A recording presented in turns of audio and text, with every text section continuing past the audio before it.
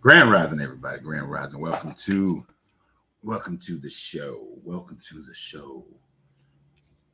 Welcome to Why I Left Religion with Coach Renz, where we discuss our deconstruction of religion, but also our growth in our own personal journey of spirituality.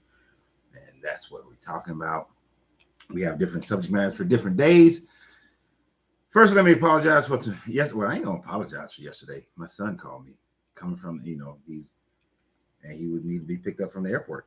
My son called me. He graduated his Air Force school. He was coming home. Need to schedule his time to get picked up. Got his orders. So I love y'all, but y'all know my kids come before y'all do, as it should be, right? As it should be. Welcome to my cigar lounge, Smoking Phoenix Cigar Lounge in Stone Mountain, Georgia. If you're ever in town, come through, come see me. I know some people come see me tomorrow. We're going to see. Hey, Debbie, how you doing? Morning from Texas. You know, that's where my son flew out of yesterday. He was in Texas. So he flew in last night. The boy got in at, plane landed at 12:24. And then I took him then he didn't get his bag and I ain't pick him up till 1 o'clock. Then we had to drive out to Dallas, Georgia, which is going the opposite direction from my house. Drop him out at his mama's house. I didn't get home till what time? I got home about 3:30 last night. Got in the bed back about 3:30 last night. So don't blame me because my mind ain't working right completely. Let me lock this door real quick. Yeah. Oh, it's already locked. But we are going to, I know we got started yesterday with the Kabbalion. I was going to continue that today, but don't have to wait till next Thursday. We're going to keep everything on schedule because today is Friday. We have free thoughts on Friday. But I did think to get the party started, we're going to talk about the Ark of the Covenant, the fabled, mystical Indiana Jones Ark of the Covenant, which was actually one of my favorite Indiana Jones movies. That first one that had the Ark of the Covenant, and then the Last Crusades. That was actually my favorite one, the Last Crusades. So, wait, did you know that the Indiana Jones movie is based on actual history of Germany during World War II, going around trying to get all these artifacts that they thought had power?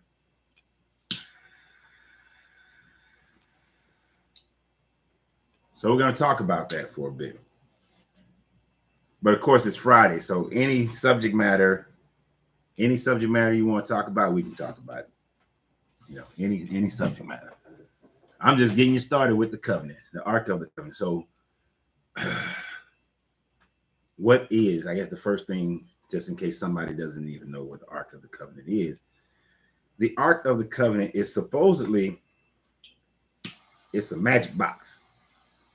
It's a magic box that Moses supposedly placed the tablets of the commandments in. We call them 10 Commandments. He supposedly placed these tablets of the 10 Commandments in this box. Now, understand that the box had very, very clear instructions.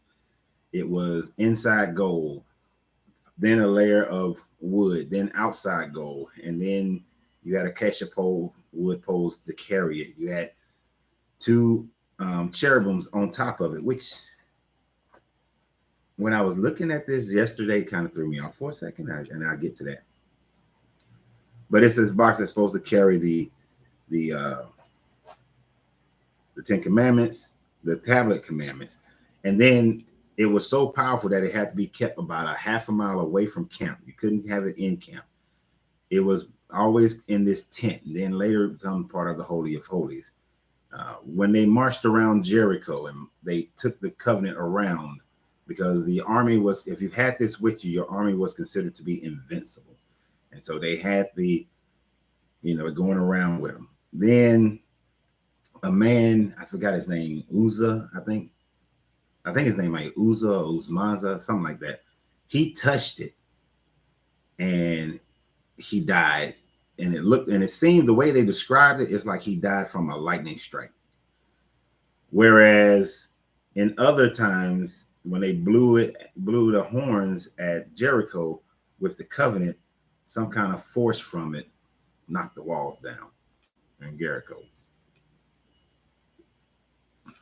And then at one point, the ark was captured by what group of people had captured the ark? It might have been the Philistines. The Philistines captured it, took it away from the Jewish people, the Hebrew people rather. And when they took it away from the Hebrew people, they had it in their city, and then people started developing tumors and lesions and all this sorts of things. So they took it to another one of their cities, and people started developing tumors and lesions. And then they took it to another city, and people developed tumors and lesions until they finally gave it back to the Hebrew people. And these tumors and lesions are similar to more like nuclear radiation, like radiation poisoning. So you have the ark acting differently depending upon what the situation is. Captain America movie touched on Germany's powerful artifacts too. Yeah, it did. It talked about how the Fuhrer is going around collecting religious trinkets. We have the real power. Yeah, I'm a Marvel fan. So yeah, get over it. I'm a Marvel fan. But yes, you're absolutely right. But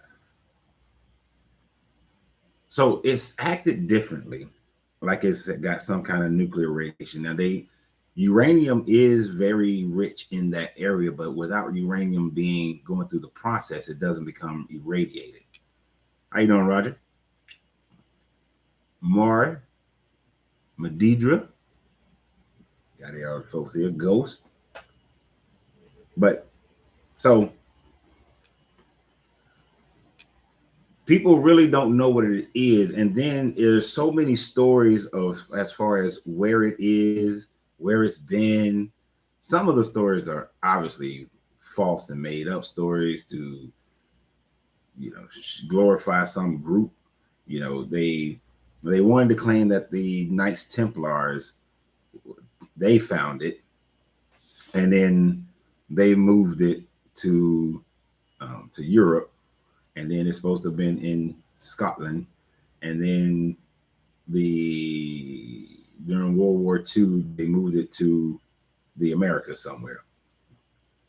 Well, it's highly unlikely that the Knights Templar ever had it. And I'm more apt to believe that it doesn't exist. That the Ark of the Covenant does not exist. That maybe there was a box that after they wrote the story of Moses, because Moses didn't write it, that they put these commandments in. Because when the Babylonians conquered the northern kingdom of Israel and they sacked Jerusalem, they took inventory of everything they took from the temple. The Babylonians did. And in none of the Babylonian inventories is there the covenant, the Ark of the Covenant. There's only one possibility, if it does exist, of where it could be. They found, so underneath the Dome of the Rock, which is where the old temple used to be. So underneath the Dome of the Rock, there's tunnel systems under there. Originally, none of the tunnels went outside, was an escape route. But then a few years ago, I think in 2020, it was recent. They found a new tunnel, and that tunnel goes to the outside of the old walls.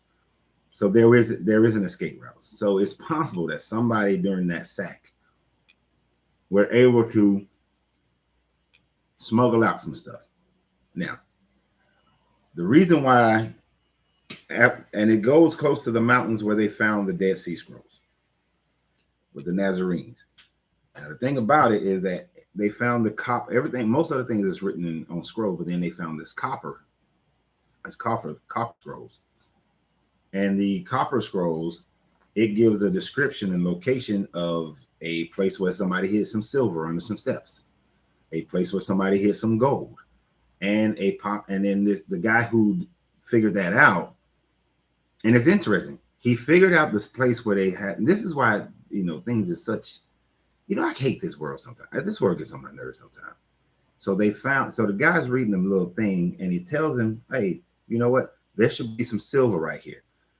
Israel said, "No, you can't dig." Yeah, I understand that this thing says that there's some steps, but and they plotted some silver right here, and he found the steps, and the silver might be on it. And then the guy goes with a metal detector, and the thing is going off, and it's set for silver and gold. And Israel still won't allow them to dig in that spot. Oh, we don't want to disrupt the steps and all that. If you find the silver, one, that's a benefit to Israel, but two, it's a good validation of the Dead Sea Scrolls to say that, okay, this sack happened and the guy came out of this place. But more importantly, if the silver is there, if the gold is there, and the guy realized that the silver and gold went in a straight line. And in that straight line, it went to this caves that are similar to the caves where the Dead Sea Scrolls were found. Grand Rising Teresa, where the Dead Sea Scrolls were found. And the cave mouth that it points to is falsely sealed. So, and he sent some rock samples of what was sealed to a laboratory, and the laboratory confirmed that this was a man-made seal. This is not natural rock right here. But they won't let him dig through and open that cave to see maybe the Ark of the Covenant is inside this cave. Why wouldn't if it's not there, it still doesn't hurt Israel. But if you find it, why wouldn't Israel want to find the Ark of the Covenant? Would that not help to validate their Moses stories, their Exodus stories? It would be a key discovery. But so why do they not want them to find it? Why do they not want to validate this? Well, I got two reasons why they would not. Of course, I have an answer for my own questions. The reason number one that I think that they don't want them to find the Ark of the Covenant is the mere fact that they are already in control of the people through fear. We already have you with this fear of God. Now, to some people, they may say, well, if you find it and you prove that this God is even more real, then of course people will fear them more. But you have to realize that even in their religion, they have changed from doctrine. They have changed more to what they want to do instead of what the doctrine says. They don't hold to all the Old Testament stuff. And if they did, they would have to, they would need to kick the Muslims off the Dome of the Rock and rebuild the temple. But if they kick the Muslim off the Dome of the Rock to rebuild their temple, oh, you're talking about a hell of a war that's going to start. It's a big, big damn war. The whole Arab world will come after Israel. And with some of the things Israel is doing right now, some of its Western allies may not be helpful. I was hearing the other day that Israel wants to kick all Christians out, all Christians and all Africans out of Israel. And I just heard that. Somebody was telling me that. I did not go look it up and verify it because I had a lot going on. But if that is true, African part don't even matter right now. If they are trying to kick out all Christians, they will alienate all of their Western allied countries. And then if they were to try to take the Dome of the Rock and the Arabs come after them, they up shit creek with a paddle. Right? It's not what they say is. It's not what they say it is. That's just my opinion. Here's my number one reason, though, why I don't think they really want to find the Ark of the Covenant. Because some of the descriptions of the Ark of the Covenant sounds like one of three devices. Sounds like some type of nuclear device. If it is a nuclear device and has that type of radiation, How did they? It opens up more questions. Where did they get the technology to refine uranium?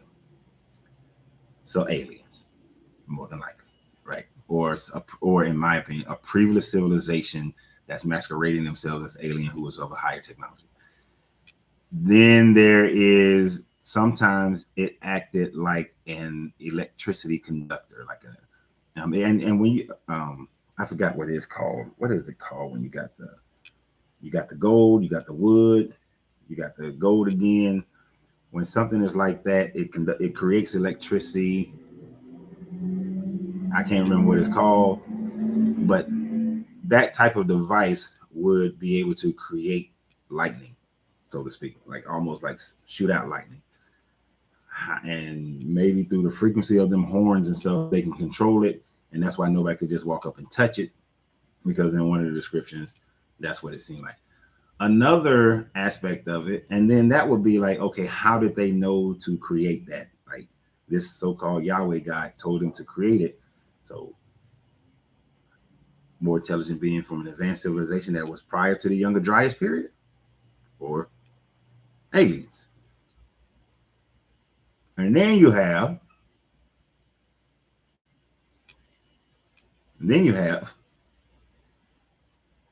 where it is said that God said, I will talk to you through this box.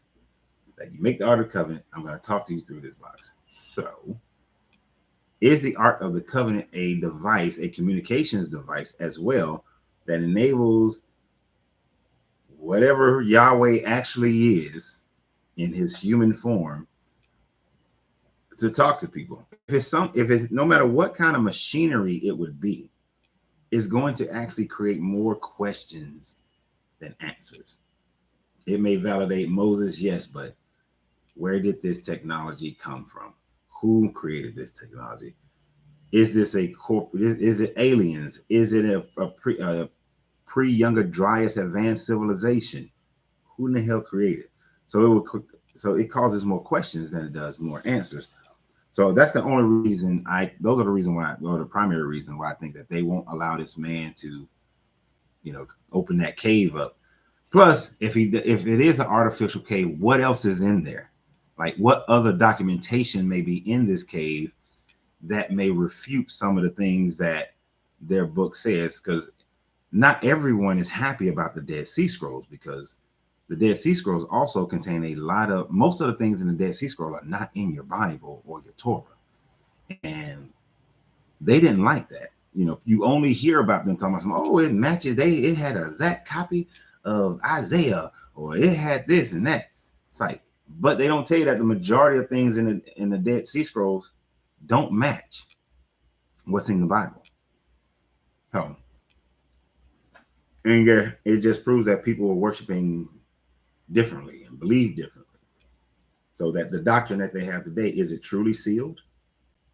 Is it truly sealed?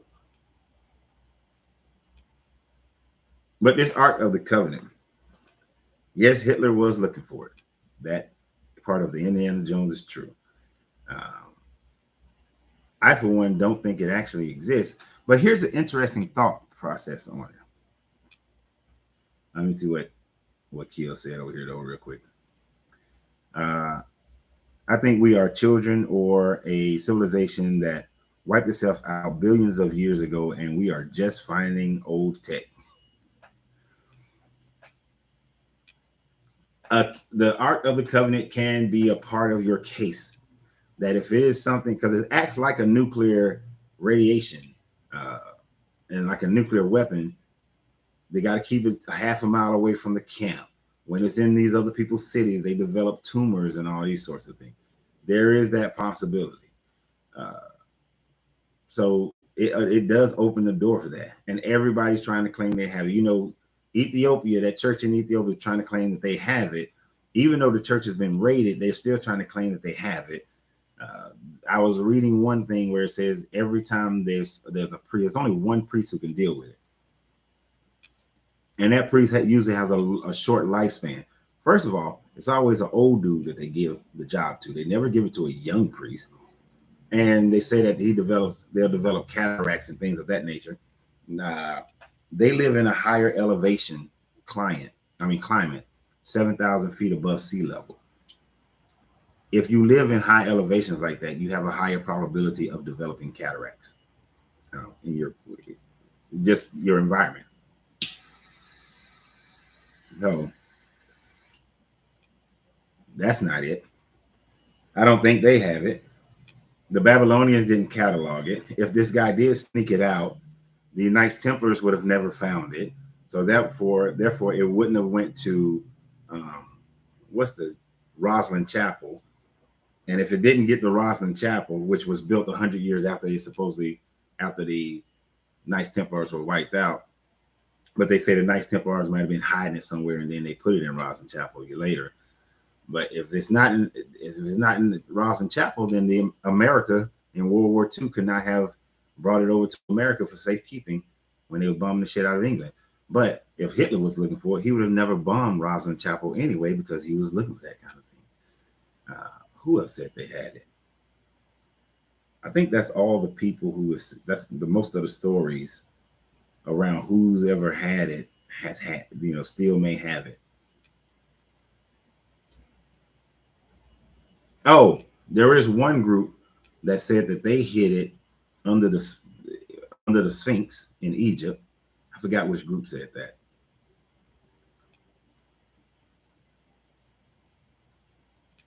And you agree with Wakil? Yeah, I think it's just I think the same thing. I think it is if it is real, that sounds like I'm saying Israel. If it is a real thing, I think that it is pre-Younger Dryas technology that would have been given to people that they convinced they were the gods of, not any other. And that's it. That's what it is. Roger, do you think the nuclear war is imminent, possible in our time? I think it's always nuclear war is always possible in our time. One, we have them, so that makes it possible. Two, you have some. The question is anybody brave enough to go ahead and use it? Because once, depending upon who uses a nuclear weapon and where, could cause different scenarios. So let's say North Korea used it on South Korea. Would that cause for Russia to shoot at America, China to shoot at America, America to shoot at Russia, America? No. But then if America shoots at North Korea, does that cause China to go ahead and launch at us? Because they wouldn't know, is it coming at us or is it coming at North Korea? So there's a lot of depending on where. I know Iran has been working on one, and I don't think they have one. I know that they want to get into this Ukraine thing, but what if Russia hits Ukraine with one? Would European countries then fire at Russia? And would that stay contained on that side of the planet? It's possible to stay on that side of the planet. I don't think America all of a sudden starts shooting over at Russia as long as they ain't shooting at us. I think the biggest possibility of a worldwide nuclear assault would be if America and Russia or America and China start shooting at each other. Then everybody, you're going to start getting launches from everybody else. Now, is it possible? Sure, it's possible. Do I think it's going to happen? No. I think one of the few things that I agree with Reagan is mutually assured destruction. Mad. I'm not going to burn your house down because you'll burn my house down. Now, Kim Jong-un, he scares the shit out of people sometimes because he seems a little bit like he was unhinged and he would just fire off some stuff. But he ain't that crazy. He's not that crazy. Anybody who fires is assuring their own destruction. So, I don't think it happens. Not in our lifetime. So, greetings from the DMV. Oh, you talking to Teresa? But yeah, I think this Ark of the Covenant, it acts like it puts off some kind of old radiation, what actually would kind of like fit in a little bit with the story of the Sumerians and how the Anunnaki were destroying themselves through nuclear warfare, and so that they already had this type of technology. Even though I think that on what we call the Anunnaki is more than likely a pre-Younger Dryas civilization and not somebody who came from space.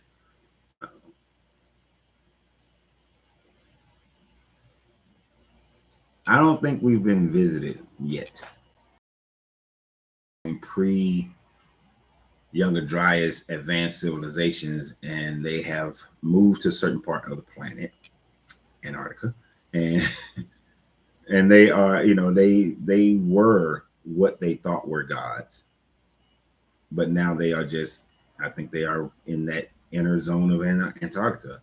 I don't think, to me, I don't think aliens have come here, because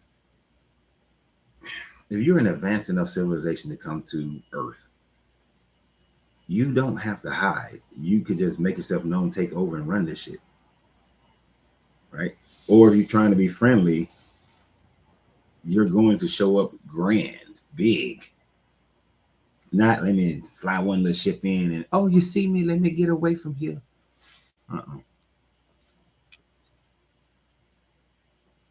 Think about it. If humans were to become Star Trek level, we're going to show up big and bold.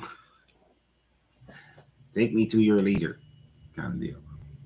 But so what do you guys think? What do you think the Ark of the Covenant? Do you think the Ark of the Covenant actually exists? Do you think that is just a fable, a myth, like the rest of it?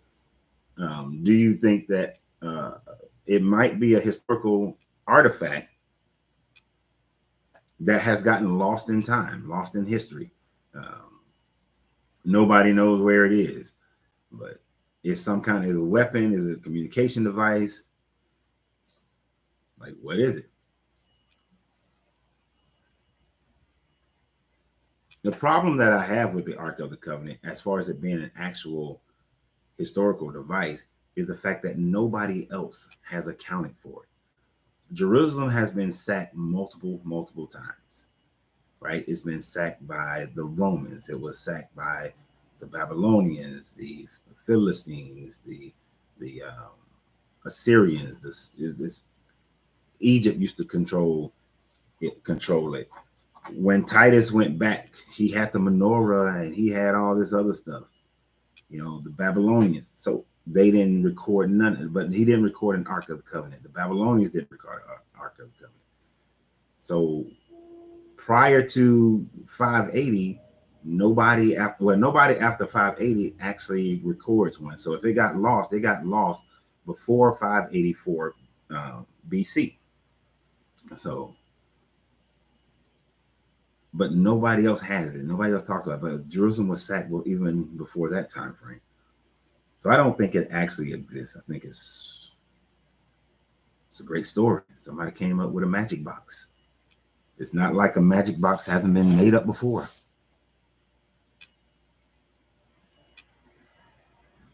You think it's symbolic? Papa Soul says, I think it's just symbolic of knowledge. Knowledge is power, or maybe what the Marvel Comics have been saying the Tesseract may be. the covenant, the Ark of the Covenant is an allegory about moral consciousness. I wonder why your name doesn't show up. The one who got the cartoon, the name doesn't show up on yours. It's interesting. But yeah, it doesn't. I think it's more symbolic of the preciousness of the morality for those people at that time frame, since they're going to put their commandments in and how they should live their life. It's as real as the paper is written on.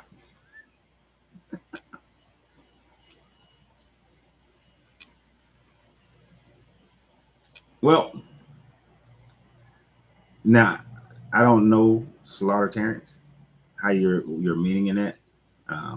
When you say it's as real as the paper is written on, the paper is written on is actually real. So you're saying it's real? Because maybe I'm not understanding if that was sarcasm or something like that. if you mean that in the literal, that if the paper is real, then the Ark of the Covenant is real. So if you don't mind clarifying, I appreciate that.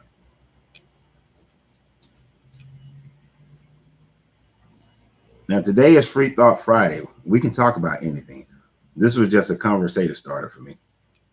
Oh, the paper is worthless. Got it. Oh.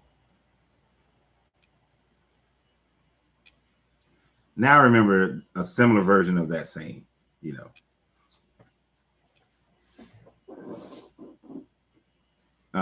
I've always heard it's as value as the paper is written on. I don't know why that wasn't clicking in my head, but gotcha.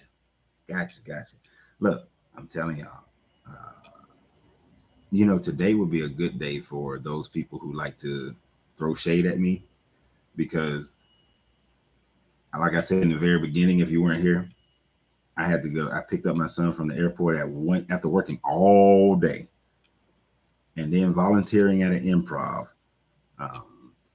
last night, taking a 30-minute nap, picked up my son from the airport, went at 1 o'clock in the morning and drove an hour the wrong direction, then had to drive almost an hour and a half back.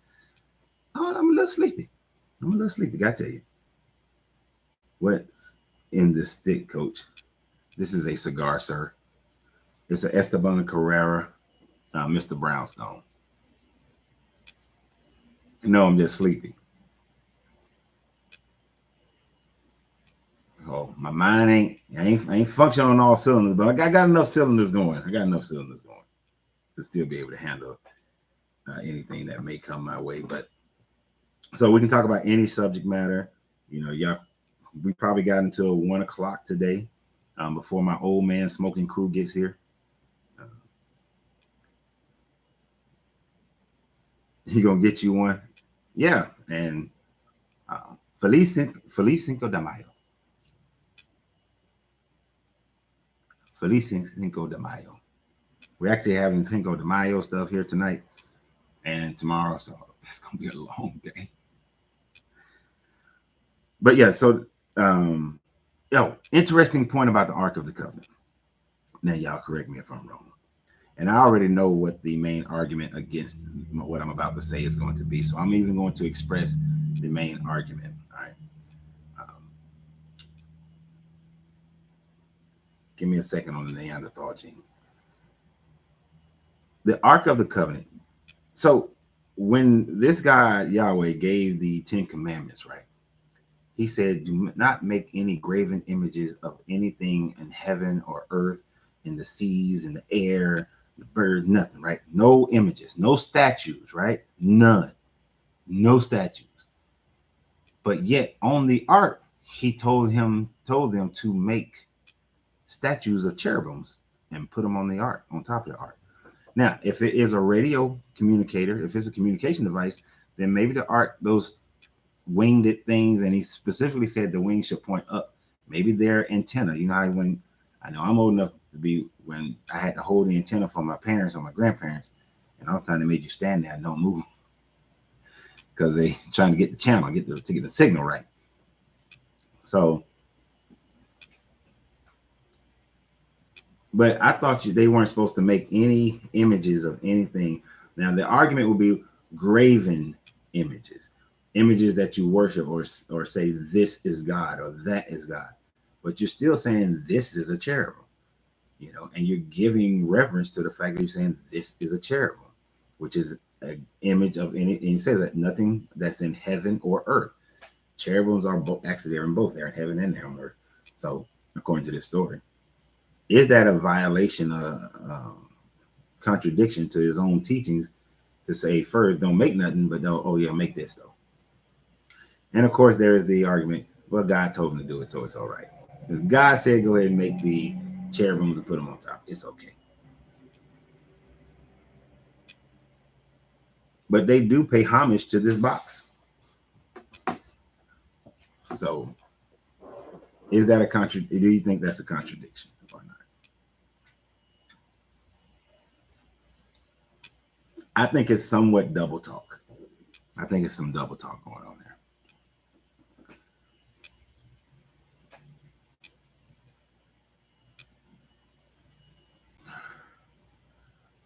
The dimensions and instructions on how to build are nothing short of a silly read. I did see something once uh, that this man was claiming it actually represents certain parts of the brain. Okay, that would be a stretch, but that would be interesting. That'd be interesting because it's full of contradictions, and that sounds to me like a man who wants to rule over people. Which on that one.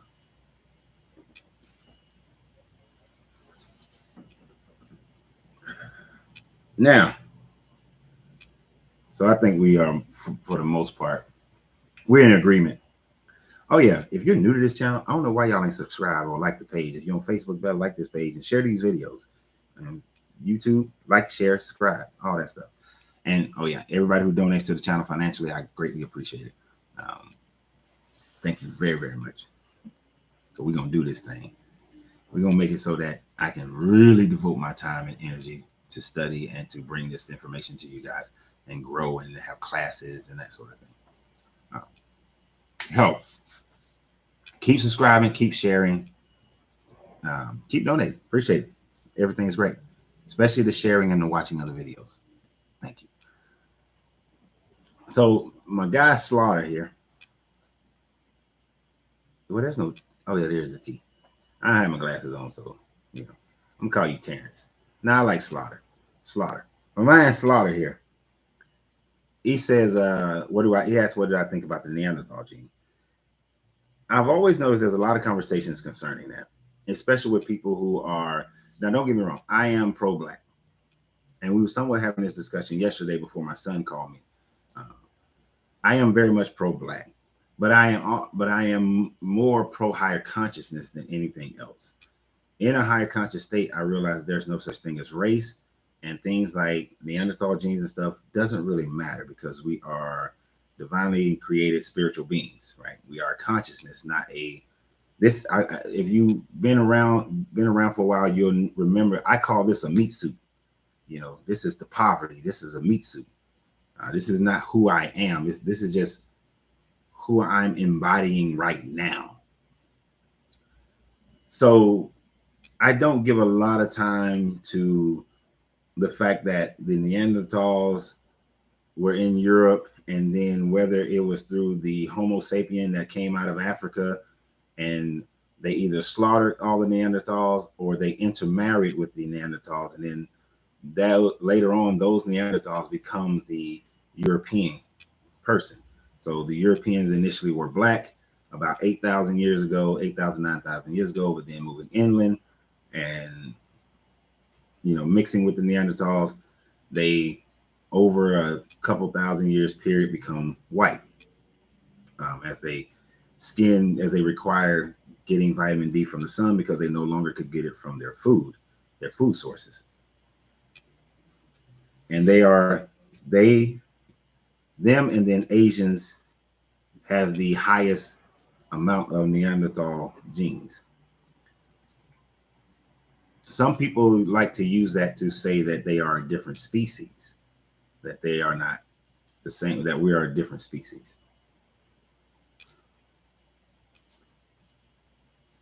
A lot of that doesn't matter to me because I know that we are beyond I am beyond color, beyond genetics. I'm beyond race. Race is not real. Race is a man-made invention. Now, don't get me wrong. I recognize and I do fight against what we have created in racism and all that sort of thing. But do I say that if a person has Neanderthal genes, that their consciousness is not part of the all? No, I don't say that at all. Because your consciousness is bigger than this bodysuit and this meat suit. We had one of my favorite quotes of that comes from actually the Gospel of Thomas, which is a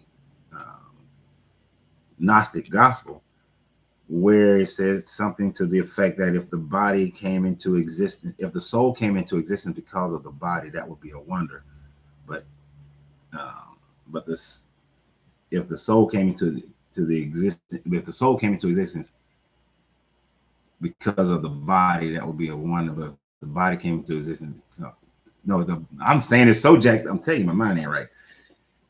If the soul came into existence because of the body, then that would be like a wonder of wonders. But the body came into existence because of the soul. So without the soul, the body doesn't come into existence. It's not the reverse, that the body created the soul created the body. So the body is inconsequential.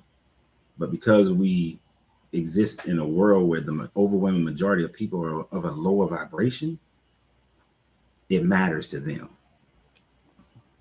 And I only deal with them on matters that I have to deal with them.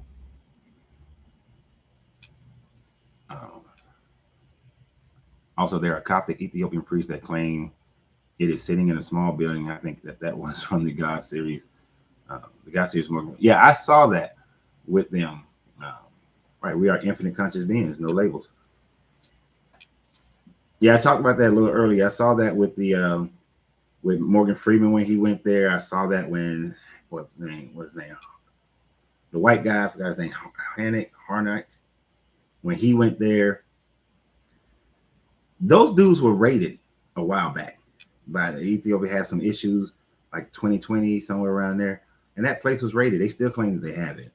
Now, this is based on a story that when Sheba, who came from of the Axiom Empire, one of the Candaces, came from the Axiom Empire, went up to Solomon, Queen Sheba.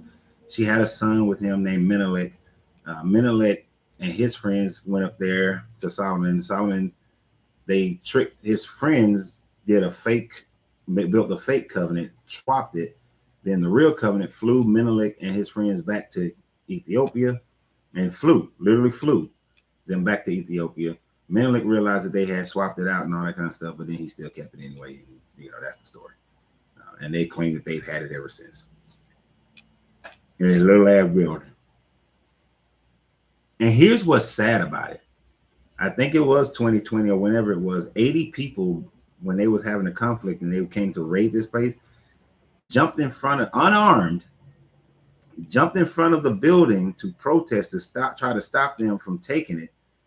And they slaughtered those 80 people. So these 80 people were willing to give. This is how pervasive, this is how wretched and polluted religion can be. These 80 people sacrificed their lives believing that there was a magic box in a building that God gave them based on a story that they cannot and have not and will never be able to validate. And they gave up their life to keep somebody from taking this box. If this box was so righteous, when these people came to raid this building, why didn't the priest in there bring the box out and use his power and destroy those people who were trying to take it and save those 80 people's lives? You then can say, we got the box. And the whole world would say, they got the box. And you know what? That's a badass box. I ain't attacking that box. If I saw them bring out a magic box and all of a sudden they're lightning, and it goes through all the people, and I could, this was back if I was still in the Marine Corps, and they like, all right, all right, Reed, you going with this unit, and y'all want to go to Ethiopia, you gonna get this box. I'm like, I lost your damn mind. You send me the Leavenworth before I go and do that. Did you not see what they did with that box the last time? No. It's just an Amazon box with tinfoil.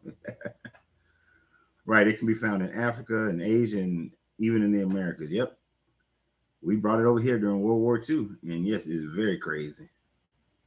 The problem with people who've been keeping up Neanderthals don't know that the Neanderthal genes can be found in Africa also. Yes, it can. You can find Neanderthal in Africa as well. People focus on the fact that you can find more of it in Europeans and Asians. But this is the body. This is a meat suit. This is a meat suit. Y'all know I'm leaving America because I don't want to deal with racism no more. I'm gonna let y'all have that. I'm gonna fight it from afar. I am. Economically and mentally, I'll fight it from afar. Plus, we got to start.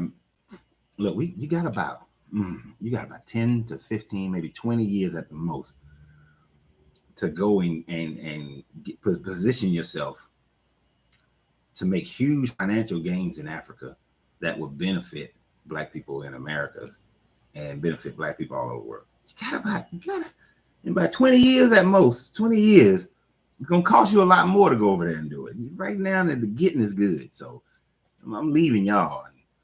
You know, I'll when I get there, I'll hook y'all up. Like, okay, if you want to come here, I got a program to help you get over here. But can I answer your question?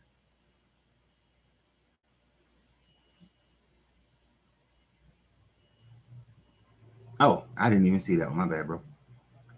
Which set of commandments did Moses put in the ark? There are two contrasting versions, identical verses. Honestly, I don't know those right off the top of my head, so I really can't answer that question. I would have to go back and read each one of those. Understand that as I'm reading through the Bible, in our Tuesdays as we're reading through, this is the first time I've actually went back to go read this book in at least a decade or more. So I don't have a lot of things just right off the top of my head to know the exact whole thing. Now I know in chapter 20 of Exodus, it actually, let me pull it up. Because we just went over that a couple weeks ago. Well, not this week, but last week. We just went over 20, I think. Because I don't want to say this without actually checking it.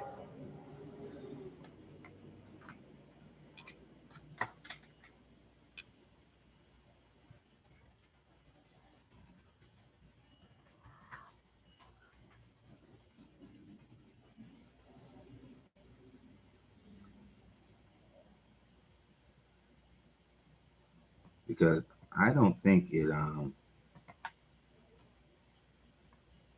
I'm not 1% sure if he actually came down with some tablets the first time they came down from the mountain. Because he told them, I think that might be one of the things that we talked about. In the homes, and then when people are about light in the temple and the trumpet in the mountain.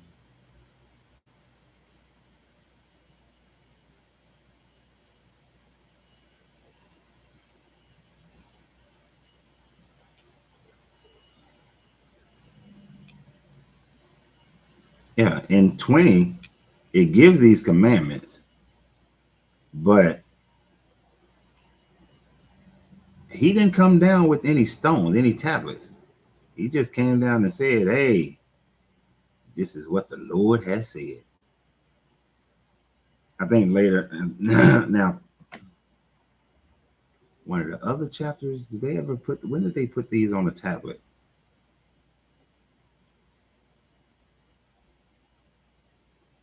All that personal injury stuff, all that stoning and killing bulls and stuff that we went through this week. So I'd have to go and research that to be able to answer that question. Yeah. But I can't positively answer that one.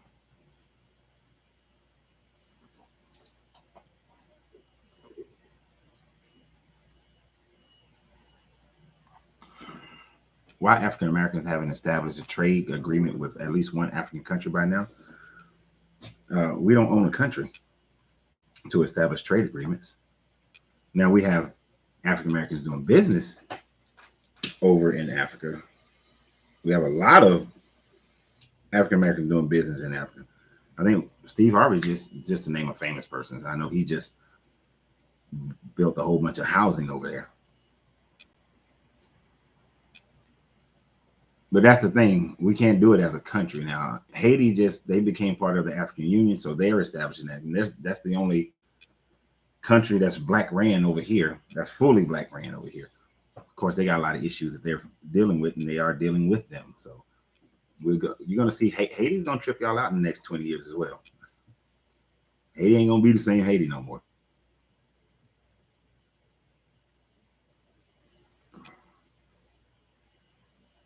I'm going to have to do some research on Dakota to get to that one. Dakota white fella. The Ark of the Covenant was a type of, but that is a good question. I'll go back and do some research, and then I'll do a side video on that one. The Ark of the Covenant was a type of shadow of Christ because the people didn't want to deal with Christ directly. Hence, the true believers understand that Moses' law is not the law of Christ. Your body was the temple. I don't know what that word is. Oh, housing. Oh, your body was the temple, housing for Christ beyond the veil. Brother, please, there are Christians who understand that Moses' law is not the law of Christ, but you need to something discernment to read the Bible. I don't think you need this. You need this discernment that you speak of, spiritual discernment that you speak of, that you're from Africa, by the way. Cool. What part of Africa?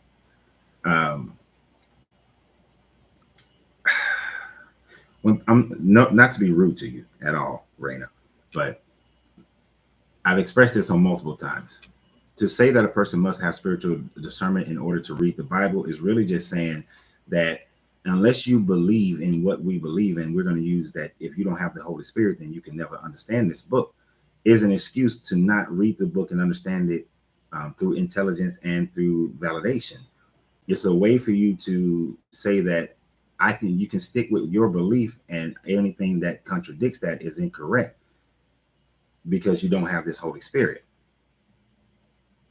That is far and away from the truth of things. A person can read any book and come away and understand it without having some type of spiritual connection to it. Just as you are saying about the Ark of the Covenant, what you're representing as, not people not wanting to deal with Christ and the embodiment of Christ. One, I've never heard that doctrine before in my life. And I've been to many churches. I've been to seminary. Well, I started seminaries.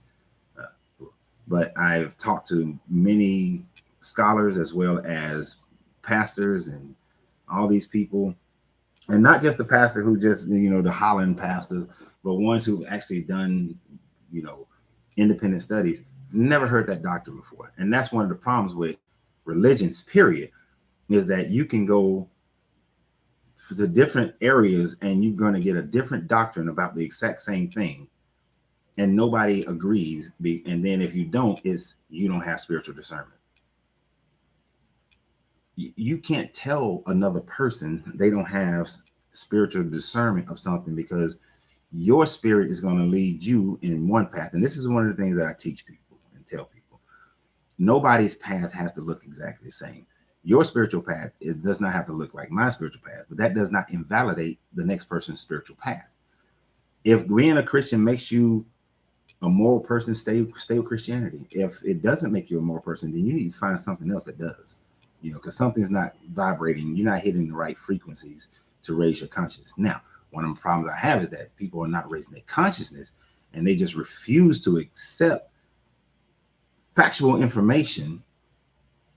Then you're diminishing your consciousness at that point, because you're unwilling to accept that there are some things. One, you're unwilling to say, I don't know. I will say, I don't know. Like when Dakota asked about something, I said, I don't know. I haven't read the whole Bible in 20 years, probably. We're rereading it now. We're breaking it down. I have a spirituality about me. You can't help it, because everybody has a soul. You have a spirit. Your spirit is the vibrational frequency of your soul. So to say that if I don't understand it, I don't understand it because I have this Holy Spirit divinity thing you guys will claim that you have, is really you just saying that It's your scapegoat for I don't agree with you. And you want to hold on to it. Right? And that's it. You just want to hold on to it. Because I see you're from Africa. Do you agree with the people who run out there because that pastor said eat the grass and you're going to have some kind of wealth? Or I need to lick your booty and telling people they need to drink his sperm, and the dude who said that he can't touch the ground. But people believe this, and they will say that if you don't believe in this pastor, you ain't got the spiritual discernment. You ain't got the Christ inside of you. There's a church in Hawaii that says that they are the only ones who are going to go to heaven and everybody else is going to hell. And that sex is only for reproduction, even between a husband and a wife. They will tell you, if you disagree with them and you can be Christian, that you don't have the Holy Spirit. Kojic people will tell you that in a heartbeat. You know, so I am curious as to what part of Africa you are from, though, right now. So I respect your thought process. I disagree with it. I don't think that Christians have a tendency to look back at the Old Testament and to try to make it fit into something about Jesus. And everything in the Old Testament wasn't about Jesus. 99% of the things in the Old Testament wasn't about Jesus. Hell, I honestly would say that damn near, I mean, other than the prophecies about a Messiah coming, but even those prophecies about a Messiah coming, Jesus don't fit all of them. Because they were looking, this Messiah that the Old Testament talking about, this was a person who was going to establish a physical kingdom on earth at that time frame, not a spiritual kingdom. But Christians will go back and say, no, that's what he really meant when they were talking about that in the Old Testament. That's what he really meant. You know, when you say he's going to be hung on a tree, you know, the cross counts as a tree. Not really.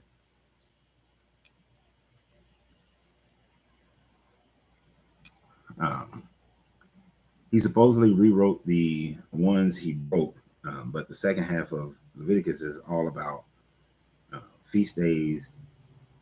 That let us know there was several authors who didn't agree. And the Ark of Moses was actually a ritual object from Kemet called the bark, another stolen artifact from the Neolithic people. Yeah, I'm gonna go do some research on that one, and because I don't like answering stuff and just going, you know, trying to make some shit up as I go or trying to figure it out as I go. I should say I don't make up stuff as I go, but try to figure it out as I go. Even though things do pop in my head as I talk. So I'll research that one and do a separate video about it.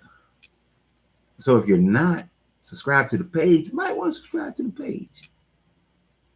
Say yes, read it with an open mind and then decide what you can take away from it. And exactly, that's what I did. I read the Bible, my mind was open, and I take away from the Bible what is useful for me. I spit out the bone of the rest of it. You're claiming things I didn't say.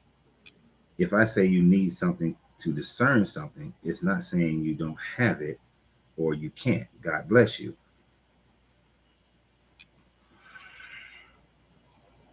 Maybe let me see. Did I misunderstand you? Because like I said, like I said, I don't have a problem. I do not have a problem with being wrong, and I don't mind saying I don't know. Y'all should have sound now again, Facebook. Yeah, I have no problem saying I don't know.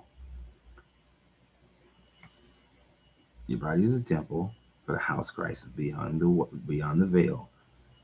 There are Christians who understand that Moses is not the law of Christ, but you need spiritual discernment to read the Bible. Right? You're saying that there are people who understand something that you're saying that I don't understand, and that I need spiritual discernment in order to understand it. I don't see how what I said was outside wasn't what you were saying. But it sounds like you're saying I need spiritual discernment in order to understand it in the way that you were describing it.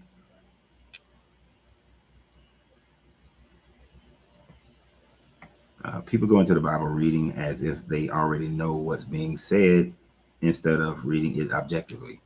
Very much so. Most people are going to read the Bible based on what they've been taught their entire life. And what people don't realize is that from the moment that you start going inside of a church, listening to a pastor, listening to your parents, praying in schools. Well, we prayed in school when I was coming up.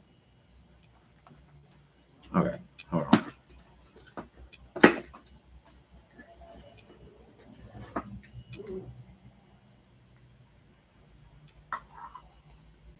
It's a good thing I got two microphones for this thing on YouTube.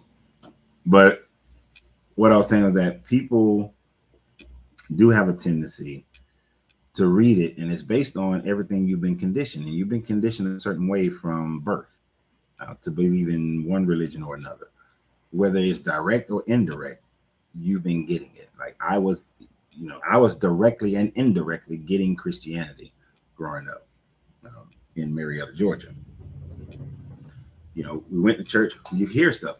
You got to imagine, you got to remember when you're hearing things and seeing what your family is doing and seeing what your friends are doing and other people in your community, you are being trained. You are learning and being conditioned to believe in one religion or another, whether you realize it or not. Even if your family is not very church going and things of that nature, you're still being taught.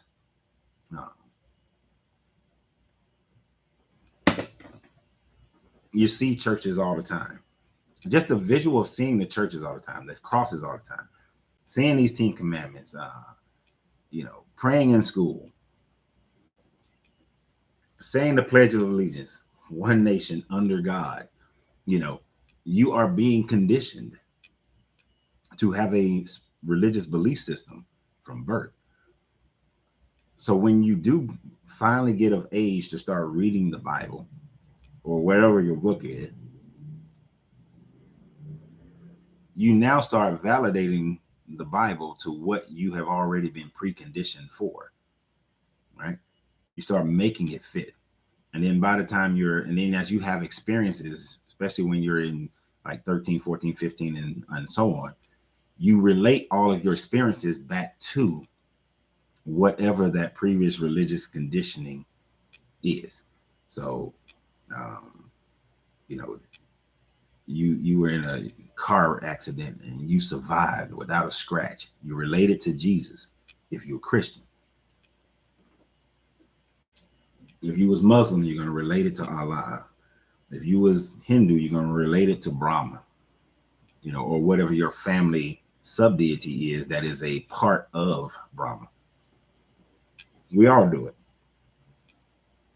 It is not until you read things objectively and understand things that you can look at it for a different purpose or a different reason. Anytime I've been in a car accident and, after I was 21, I look at the cause and effect of it all. Nothing more, nothing less. Who is this? Hold on for a second. Hold on. Somebody came to my door.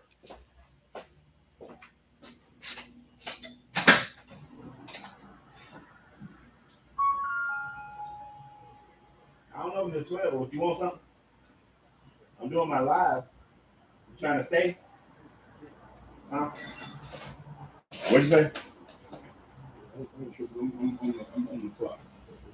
I'm doing my live and I'm not stopping because of you. Because this is not, I ain't open, technically.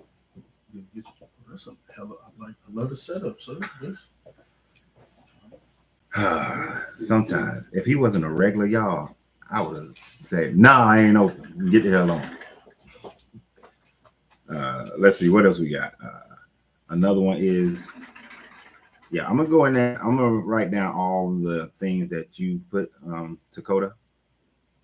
Am I saying your name right? And then do a video on that one. Dude, we were Nicene Christians who became atheists because of religion, and then spiritual pluralists until Jesus Christ himself showed up when we didn't want him.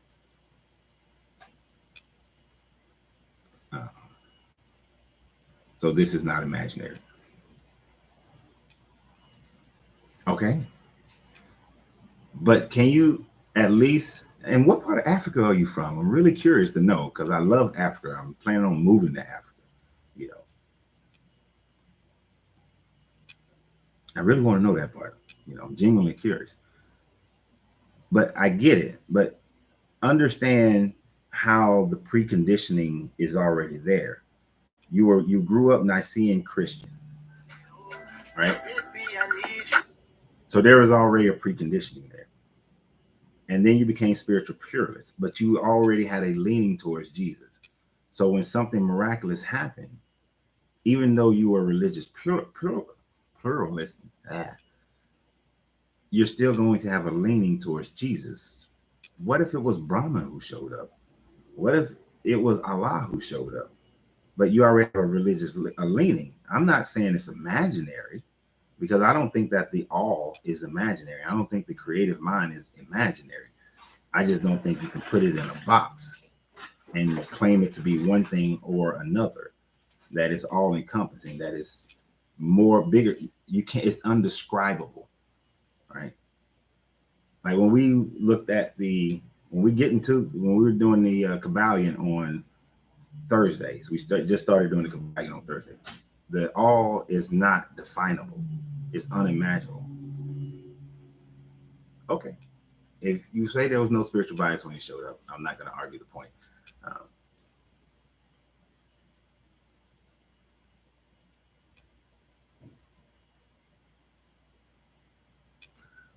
So, because I don't ever want to, I'm not trying to diminish your experience.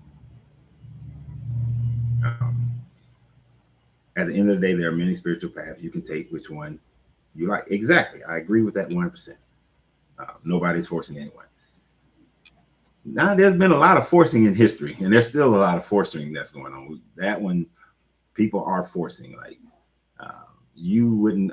You are very, very polite, and that is why I don't mind talking to you, Raina, because you are very polite. You don't know some of the people and their attitudes that come at me and try to force their thought process, their opinion. And then when we look at history, religions have been forced on people throughout history and still to this day. And even within family structures, we have people. I was on somebody's show. She was a JW. Her family, because she walked away from Jehovah's Witness, I mean, you can't talk to us no more. You can't deal with us. You know, they push that. They try to strip you down and hurt you as much as they can emotionally and fearfully to keep you within their religions.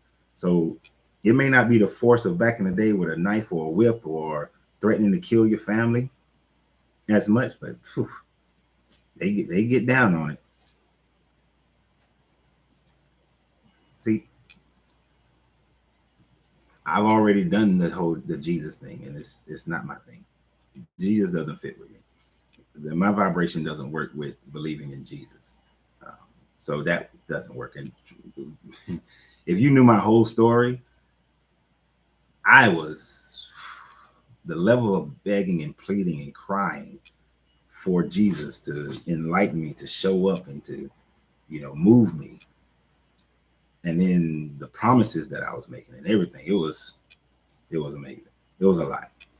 So you're looking at me now at 51 without understanding what I was doing from 9 up until about 25. And see, that's the big part. No, because some people's stories is that and see, that's the thing. There's a guy I know named John. His story is a promise. He made a promise to God if he did something for him that he would be the biggest supporter of Christianity and Jesus and profess him and all that sort of thing. And then what he wanted happened, and that's who he is today. John is a great guy, and I really feel bad for him now because he's starting to experience dementia. Well, he's been starting to experience dementia over the last few years. But he made that promise, and for him in making that promise, how he receives God through Christianity, through Jesus, showed up for him. And he is a huge proponent of Christianity. And I would never take that away from him. And me and him have great conversations, So I would never take that away from John, that his promise that he made to God and God responding to his promise is how he moved into being a more spiritual man. I would never, you're taking that away from John when you say that you can't make promises. You know, Deuteronomy does say something like, you know, if you take one step towards me, I'll take two steps towards you. Some people can indicate that to be making a promise. I'm giving this promise of myself to you, and then you're going to make two steps. Then God is going to make two steps towards me. So, and that was taught down here in the South a lot. I'm in the South of the United States.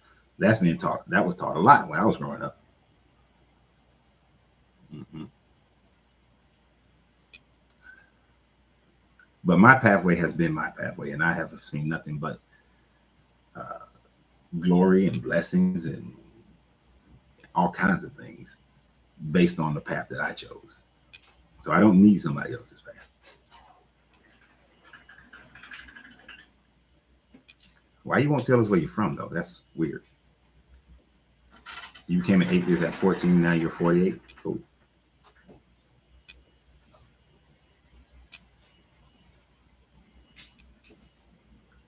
Are you ready, sir? Or you just walking in and out of my humidor? Dude, I'm gonna be doing this till 1 o'clock. Oh, you gonna hang out? Yeah, I'm hanging out. Enjoy the fuck on the lot. I'm staying, so I'm paying per user. All right, now you early. Usually I stop this when people walk in because I don't want to be disrespectful to my client base's religion or anything like that. I'm somebody who acknowledge people of all faiths.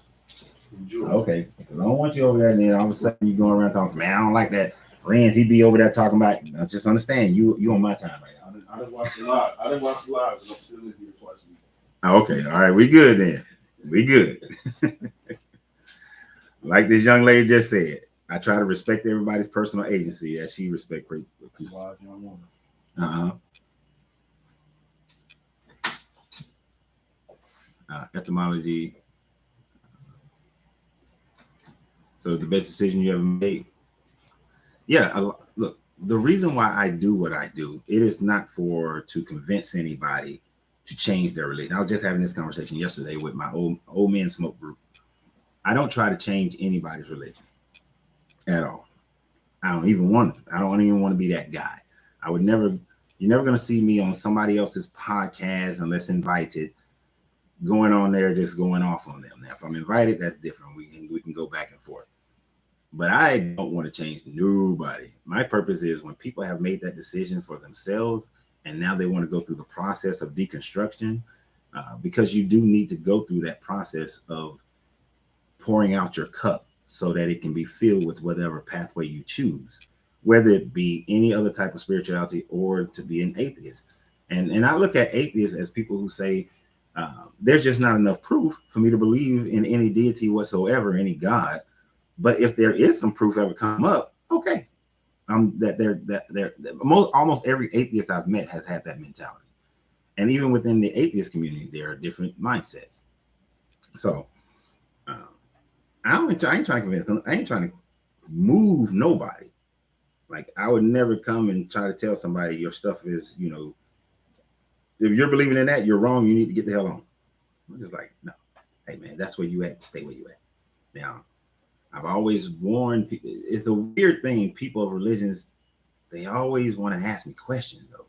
It's like, you are good with your belief. Why you asking me a question?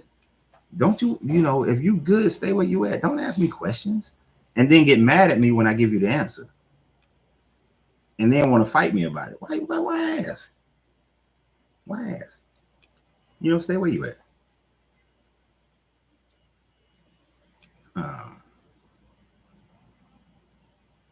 Not that chapter. Everything is great. Okay, wait a minute. Oh, I'm sorry. I missed where you said Zimbabwe and South Africa. My bad. My middle child is thinking about moving to Zimbabwe. I used to know a lady around here in Atlanta from Zimbabwe, but my middle child, she's thinking about going to Zimbabwe, especially now that they have a program and she wants to be a farmer. She's a great artist. I don't know why she wants to be a farmer. But farming in Africa actually is one of the best business opportunities that somebody from the diaspora can go and establish themselves in Africa, especially chicken farming, sheep husbandry, goat husbandry, just farming, tobacco farming in Zimbabwe is huge, and they have a program that I saw, and I got to do some more research on it for my because it's just the way I am, and my kids are interested in something. I got to go and get all I can get from it. But as I understand now, the local chieftain, let's say they have all this land and you're from the diaspora, you want to come over there and help cultivate that land, and they will help you cultivate that land, and then they will let you buy, you can then own that land. And, for me, one of the beauties of Zimbabwe is that one of the biggest exports they have is tobacco, but most of it is cigarette tobacco. Let me tell y'all, the way the cigar industry is blowing up, if somebody went to Zimbabwe, because right now Cameroon is the only African nation that is taking advantage of the cigar industry, and it's growing and growing. Go there and get you a Zimbabwe leaf. I don't know what it's going to taste like because I don't know the soil over there, but take you some Cuban seeds or Dominican seeds and go to Zimbabwe and grow you some cigar tobacco and then start selling that leaf. Some stuff. So, but yeah, my daughter's looking at Zimbabwe right now. Ron said the practice of native spirituality called Objiwe. I never have felt these feelings in the church. Nature is my church. Christians do not like them. Accuse me of witchcraft. Well, yeah. Every religion two religions can do the exact same thing. But one person is going to say yours is witchcraft, and the other person is going to say theirs is all right. To be the exact same thing. The video that I did about exorcisms, I touched on that, how, it's the same thing. Back in the day, if a person caught the Holy Spirit, and most, that was a demon that was inside you. But when our ancestors came across during the African slave trade, they were the ones from, especially West Africa, they practiced voodoo or Ifa ancestry. They were, accustomed to the idea of your ancestors embodying you.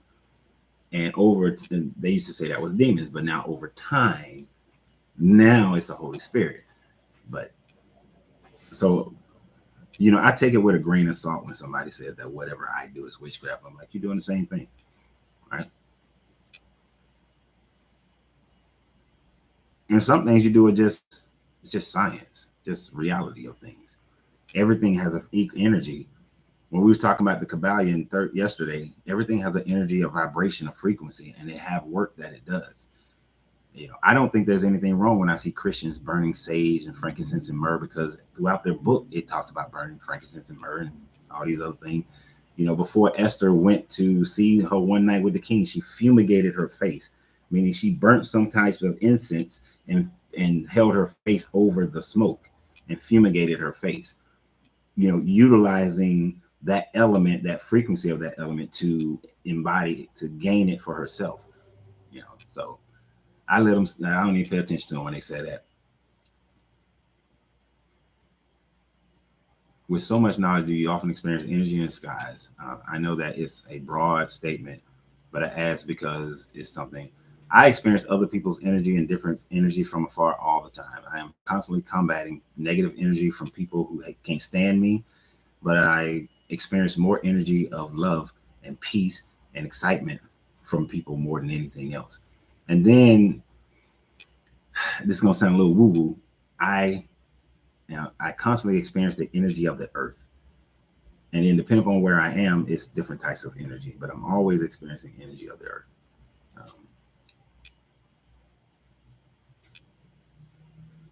You from Guinea, also very nice story. I can see Guinea, but I want to go to the other continent. I know they practice in religion in the books of the early age just sounded too crazy to believe. Yeah, for me too. Yeah, pastor tell them it's witchcraft, sage, Palo Santo, juniper. Yep, I burn all kind of stuff. Let me see what TikTok, YouTube is saying before it goes too far. I thought everything was interesting. You have to stop believing it's literal. I don't know if you're talking about me or not, because I don't believe the Bible is literal. I think a lot of the things in the Bible are also metaphoric and should be taken as a metaphor. I mean, Galatians tell you that it's allegory, but I think a lot of it is because that's just the way people told stories back then. Um, oh, that's between you and Dakota. I see.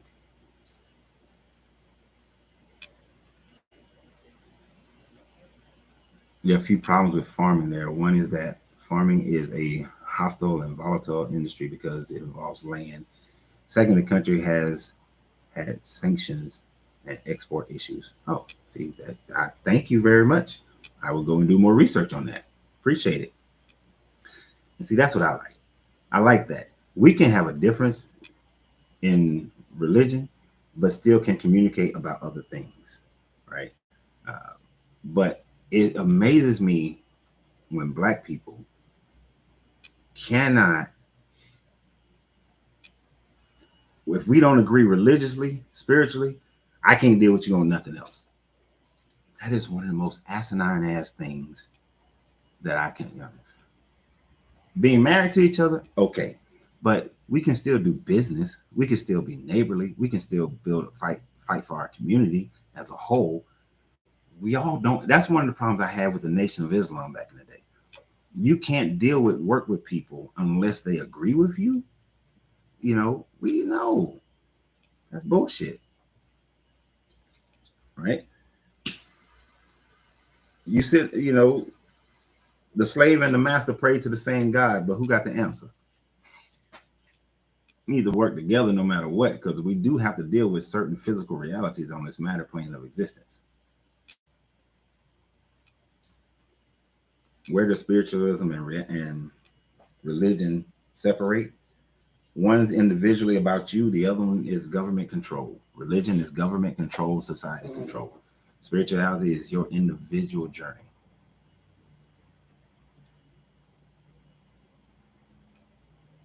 Uh, Patreon comments only. I don't know, is that for me? But no, everybody can comment. This video is open to the general public. What's up, Eli? Eli, since I was on your show, you're going to have to come on mine. We're going to schedule it up. I already know you're going to say yes, so don't even worry about it. You ain't got to type yes in that square. But yeah, you're going to be on mine. We're going to do a thing. Eli used to be he was a former pastor and very intelligent young man. And you are a young man because you're younger than me. Peace, Ashling Duvall. What I know is Jesus doesn't teach me to insult or hate people who don't agree with me. And that's a good thing. That's a good thing. It'd be good if everybody else picked that up. Everybody else within the religion picked that up. But a lot of people don't. And especially, I actually, y'all, it's a miracle. I'm going to do a video about it. It's a miracle. It's a miracle. It's a miracle. I actually had a Hebrew Israelite person respond to one of my videos that I just posted like 2 days ago. And he was not rude. It was a very thought out, intellectual, polite statement. And I got to do a video just to give that brother some props. Just for that purpose alone. I'm still in disagreement with what his statements were as well. But I give him props for the fact that he wasn't rude and he wasn't an ass. Because this will be the first. And I've been communicating with the first time I experienced the Hebrew Israelite was maybe like 15 years ago. This is the first time I've experienced one who wasn't this rude, name-calling ass. So I got to give that brother some props. We need to learn game theory.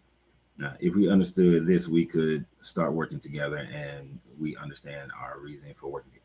You know what, Eli? That's a good thing. Oh shit, we should do a video about game theory. Well, we'll talk about what we're gonna do. Oh yeah. Well, obey my elders. What don't I? I know what city you live in. Trying to call me old. I know what city you live in, Eli. Come down now. They say you're supposed to walk barefoot and energy from the earth. Yeah. Yeah.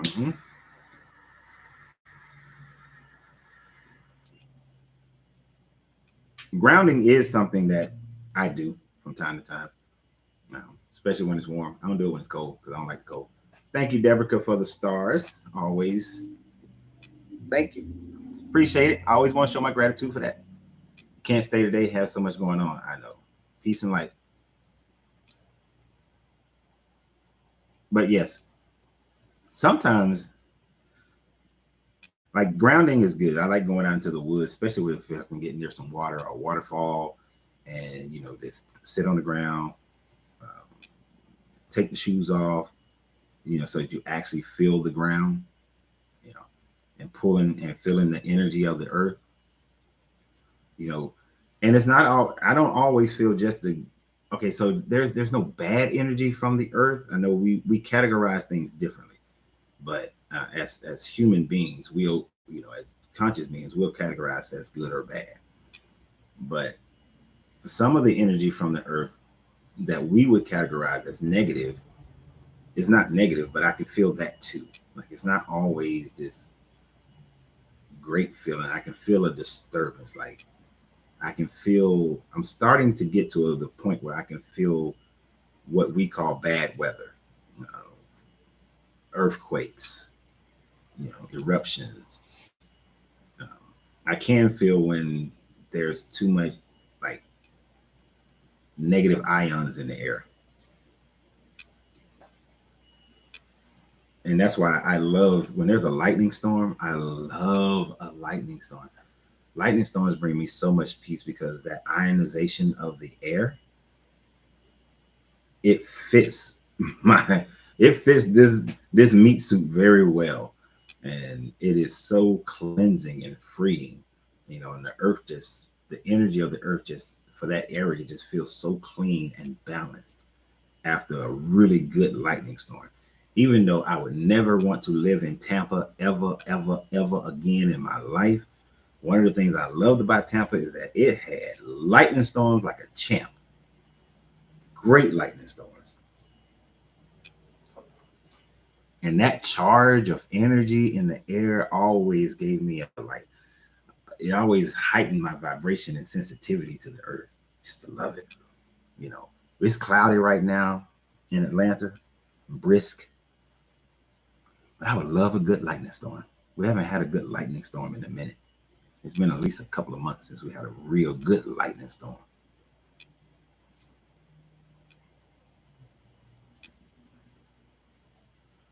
Right, the ones that come across, I'm assuming you're talking about the Hebrew Israelites. They're always trying to talk over you. And yeah, there was one time I was in New Orleans and these Hebrew Israelites, I ain't gonna say attack me, but they kind of wanted to attack me because one dude recognized who I was, and I hate that sometimes. Don't get me wrong. If I see any of you guys, y'all see me somewhere, don't feel like you can't speak to me. I'm not saying that.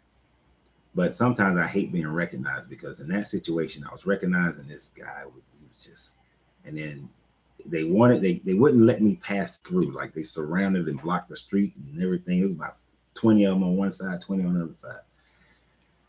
And when I finally relented and said, okay, we can do this debate. I said, but you got a megaphone. I need a megaphone. You're not going to have the megaphone. I don't have a megaphone. We both got to have megaphones or this is not happening because they will try to overtalk you, loud talk you. And that's just a way of trying to make in a debate to make yourself seem right by over talking and loud talking, then frustrating your opponent to the point where they can't put their thoughts together or they try to cut you off, try to make whatever half statement you made to be your full statement. And you may not have finished it because generally when I'm debating, the first part of my statement is not the meaning of the entire statement because I'm just giving that as a little bit of foreground for why this next statement is what I see to be correct.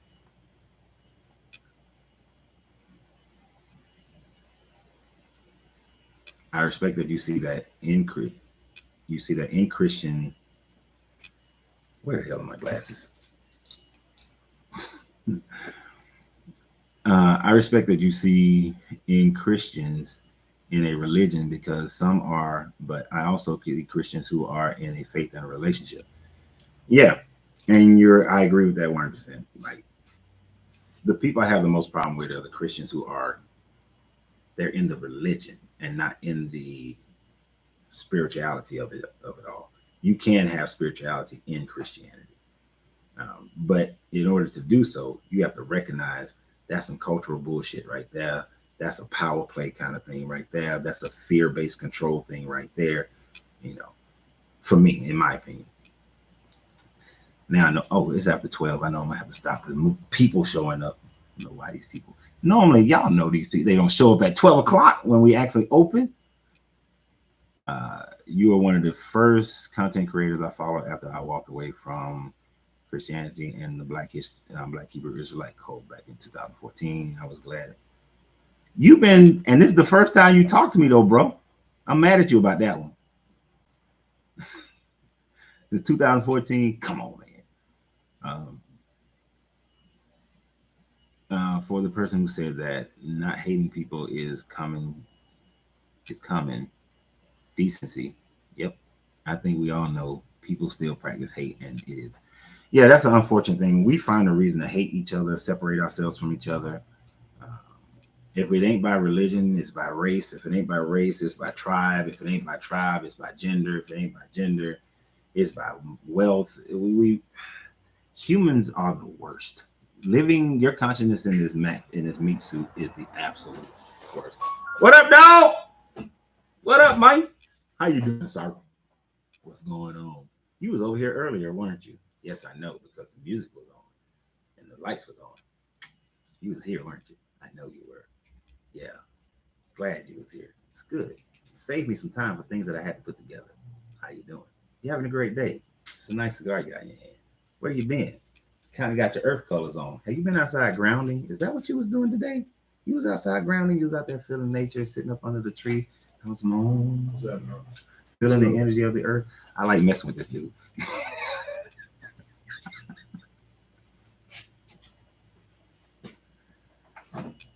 Ghost, come say hey to the people. See, we have a spiritual being who walked in the door, but he don't want to be spiritual right now. He has this solemn look on his face, like he all serious and everything. But it's after 12, guys. Usually there's no one here. And that other dude back there, we didn't care about him because he showed up before 12. So yeah, just have to deal with it. That's Ghost right there. They can't see you on Facebook though, but that's Ghost right there. That's Ghost right there. Yeah.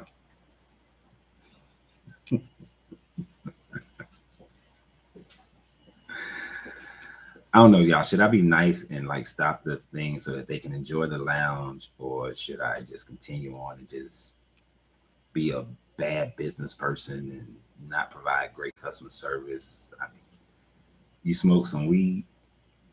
No, I don't smoke weed. I've tried weed. Don't like weed. Weed, one, is stink. Even though some people think cigars stink, I think cigars smell great, but weed stink. And then the times that I have done smoke weed, it puts this lump in my chest and in my throat. I don't like it. Not my thing. Now I will do a mushroom trips every now and then. I'm not advocating that any of you do mushrooms, but I've found my mind expands and I have the enlightenment that comes afterwards. And when I look through history and in a lot of my studies, I've found that many of the people, what they're talking about is a mushroom trip or some other type of psychedelic trip. So I do that. From time to time, I will do that, but I'm not advocating for any of y'all to do that. Yeah, stones are a great vibration. That Handsome symbol was originally an ancient Saturn symbol. Yep. Keep the evil eye. People give that evil eye to you. But it's been so many. Actually, in the Middle Ages, Christian women used to do this to keep for childbirth, keep the children from dying during childbirth, and to keep Lilith from coming in and killing their children, or to keep evil spirits away from their houses. But then after the Inquisitions, they got rid of it. But it was called the Hand of Mary then.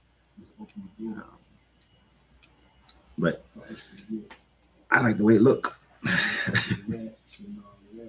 And I do recognize what it can symbolize. And the thing about symbols for me, symbols are ways for me to just project my own power. It is not that I'm calling on some outside forces power. Like I'm not calling on Saturn or Hansama. I'm not trying to keep the Lalutu from coming and attacking me, or if I'm getting lost in the woods, the Lalutu is going to get me.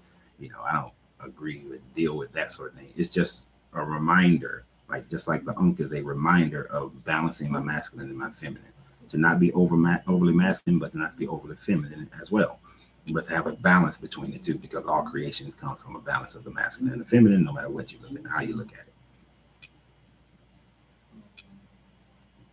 You do some shrooms when you're on vacation. Man. It depends on, some of them are great. I enjoy it. How real is astrology if the universe is expanding? That is a great question. How real is astrology if the universe is expanding? That means that and our galaxy is moving. So that means that the stars are moving. They're not going to be in the same position. They haven't always been in the same position. I'm a little 50-50 on the whole astrology thing, because for every person's birth chart that I've done, that person is remarkably a lot like their birth chart says that they are. And I'm talking about a whole star chart, not just, oh, you're a Libra, because I'm a Libra, right? My sun sign is Libra. But, oh, you're a Libra, so you're this. No, but you look at my whole star chart, and then if you know me, you'll be like, damn, that thing's pretty accurate. So to a certain degree, yes. But how you grew up, your environment, all those things affect you more. Like when I used to own a gym, I used to tell all my clients 25% of your body makeup is your genetics. The other 75% is the environment that you put your body through for the last, for your entire life. So we have to change let's work on the 75%, because that's what we can do the most work with. And then we'll see how your 25% adjusts. I look at astrology in the same way. There may be a base core of it, but your experiences, what you go through, will determine more of who you are and how you respond. Now, there have been some times where people have been acting a damn fool, and it was like Mars was in retrograde. And I was like, it must be the Mars in retrograde, because these people acting an ass. Now, do I do full moon rituals and things of that nature? I sure do, because everything is energy, and every energy does something. Our bodies is mostly water, and when our bodies is mostly water, there's a pull on the moon is pulling and moving that water in your system, and water in your brain. Remember, you used to say, like, if something was going on with you, you're acting crazy, you have water on the brain. Yeah, so I give it like that much. So I say 50-50, but it's more like 70-30 kind of deal. I wouldn't put everything into it and say that this is just how things are going to be. Like right now, I was told that Mercury is in retrograde, and that means that things that you have that are unsettled, are going to start coming up. And people, for me, that would mean some people who got some things that they feel unsettled with me gonna have some issues. I'm not gonna have any issues, because I ain't got nothing that's unsettled between me and anybody else. I'm good. So I don't think it's going to affect me, in that regard. They trying to, you hear them back there, they trying to whisper. They back there whispering. They trying to be somewhat polite. But I guess I should be. But he's my business partner, so he don't count. That one right there, that's the business partner. He don't count. Wait, let me get my finger right there. Punch him in his head. Stab him. He don't count. That one right there, that's a customer. Well, for y'all, right there. That'd be a good one in pictures where like I'm pushing down on his head on YouTube, like smashing his head. Like,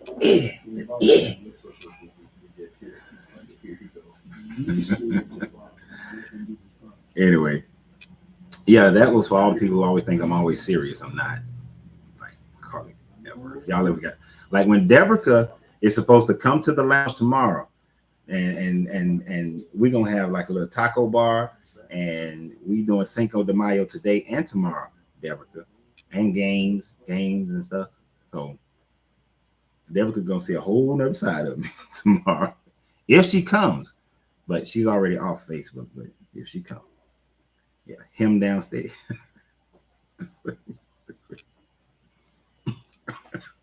But so I'm gonna get off. I know today is Friday. We don't do lives on Saturdays and Sundays, but there will be videos that will be pushed out Saturdays and Sundays. And I got to edit a video that I shot 2 days ago. Today I'm gonna put that one out. I don't even remember what it was about. And there's a couple other videos I'm probably gonna shoot sometime today. I don't know. I got people here, so I don't know if I'm getting to shoot them today, but I definitely shoot them tomorrow. Actually, I got to find out what's going to be happening with my lady tomorrow. She's supposed to go and volunteer at this place. If she goes and volunteer, then I might do a live tomorrow.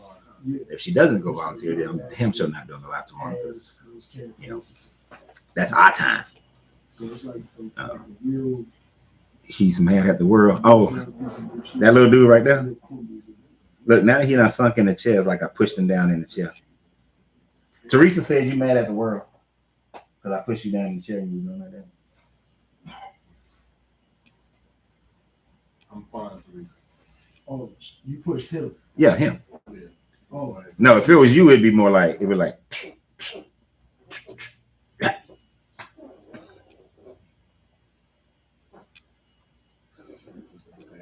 right, so man, don't be getting up because you too violent. Go on now. Don't come over here, dude. Y'all see what I gotta do? Y'all saw that, right? I was attacked. I'm finna call. Let me get like. There was this black bald head milk dud man came and attacked me. This milk, yeah, his head is shaped like a milk dud, chocolate milk dud. Yeah, there was a Chinese lady who was at the Chinese restaurant. She called him Chocolate Drop. He got the free food from. Yeah, him. He came and attacked me. No, maybe tell them a story about that Chinese lady giving you the free food. Calling you Chocolate Drop. Yeah, this is what we do at the lounge. So, all right, I do have to go. No, he ain't mad at the word. They just talking trash because I was messing with him.